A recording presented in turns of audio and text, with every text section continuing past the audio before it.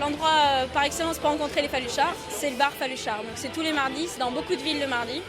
Et donc le meilleur moyen de s'intégrer dans une ville, c'est d'aller à l'apéro Faluchard et de rencontrer des gens de toutes les filières.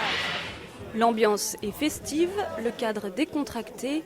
Une fois par semaine, le C-Café devient le lieu de rendez-vous d'étudiants chapeautés. Sur leur tête, une curieuse coiffe de velours, l'emblème des Faluchards qui compte une centaine de membres à Toulouse. On arrive en apéro, on découvre la Faluche comme ça et s'il a envie vraiment de nous prendre, de l'avoir, cette fameuse coiffe étudiante, il suffit de venir au niveau de son GM, donc grand maître de filière, et à ce moment-là se déclarer en tant qu'impétrant et après quelques mois d'impétrance, comme on dit chez nous, il y a une cérémonie qui s'appelle le baptême où il se passe quelques épreuves. Donc là, on vous dit pas parce que c'est notre secret. On écrit des mots sur une blouse que quelqu'un d'entre nous qui va se faire introniser va porter. Voilà. On écrit tous des petits mots. Être impétrant, c'est prétendre à aspirer à porter cette coiffe-là, la coiffe traditionnelle des étudiants. Le fait que grâce à la Faluche, on puisse rencontrer des personnes de droit, de dentaire, de médecine, de pharma et créer des amitiés et même dans d'autres villes avec ce qu'on appelle les extés, des Strasbourgeois, des Montpelliérains et toutes les villes françaises. C'est un aspect que la Faluche permet de faciliter et qu'on n'a pas...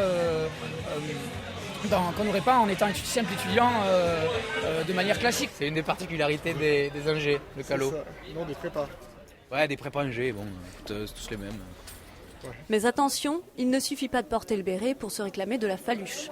Il y a aussi quelques principes à respecter. On cite souvent Rabelais et ses romans dans notre esprit de joyeuserie, parce qu'en fait c'est comme ça que ça peut se résumer.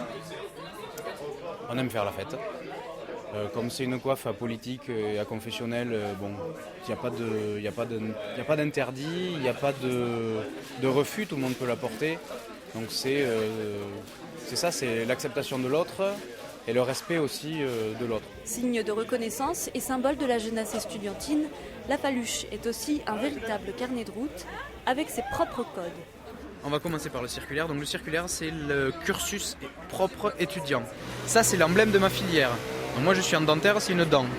L'étoile dorée, ça symbolise en fait une année réussie. Pourquoi argenté? Parce que j'ai doublé mon concours. J'ai eu mon concours, ça c'est l'emblème du concours médecine. 3e année, 4e année, rattrapage, 5e année, rattrapage.